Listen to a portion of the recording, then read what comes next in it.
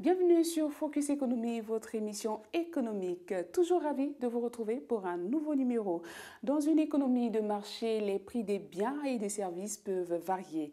Certains prix augmentent, d'autres diminuent. Ce qui nous emmène à parler de l'inflation aujourd'hui.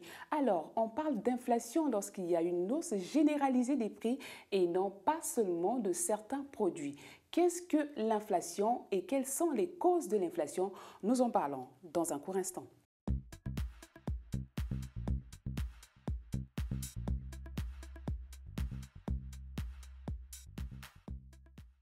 De retour sur le plateau de votre émission Focus Économie. Alors, qu'est-ce que l'inflation? Le terme inflation désigne une augmentation durable, générale et auto-entretenue des prix des biens et des services.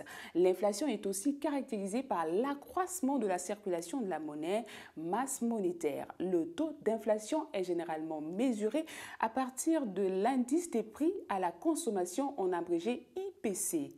Comme le prix de tous les biens et services ne varie pas de la même façon et qu'ils ne sont pas consommés dans les mêmes quantités, l'INSEE choisit un certain nombre de produits représentatifs, un certain nombre de points de vente représentatifs, pondère le poids de chaque produit selon sa consommation en lui attribuant un coefficient. Quelles sont les causes de l'inflation?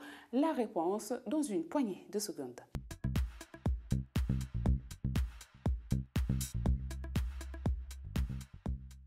Nous sommes de retour sur le plateau de votre émission Focus Économie et nous parlons des causes de l'inflation.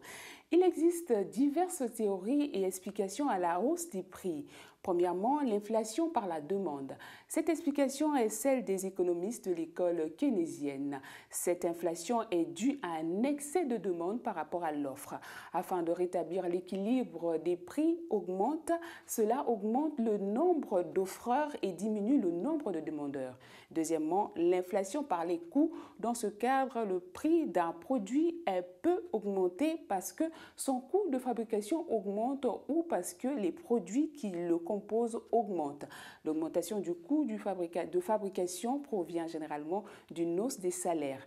Augmentation des matières premières. Si ces matières premières sont achetées à l'étranger, on parle d'inflation importée. Ce type d'inflation peut conduire à une spirale inflationniste. Voilà, l'augmentation des salaires induit une augmentation des prix qui entraîne une revendication de hausse de salaire pour maintenir le pouvoir d'achat.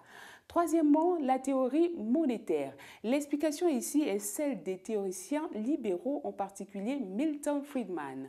Pour eux, l'augmentation des prix provient d'une création de monnaie excessive. Ils créent plus de monnaie que de richesses réelles dans le pays, ce qui déprécie la valeur de cette monnaie, donc fait augmenter les prix pour compenser cette dépréciation. Enfin, l'inflation structurelle, l'inflation n'est qu'un symptôme des déséquilibres de l'économie. Ces déséquilibres seraient provoqués par tous les éléments qui éloignent l'économie du modèle théorique du MCPP. Dans ce modèle, le prix est unique et stable. Ces éléments sont par exemple l'existence de systèmes de protection sociale, les marchés monopolistiques ou oligopolistiques. L'inflation est alors le prix à payer pour la cohésion sociale.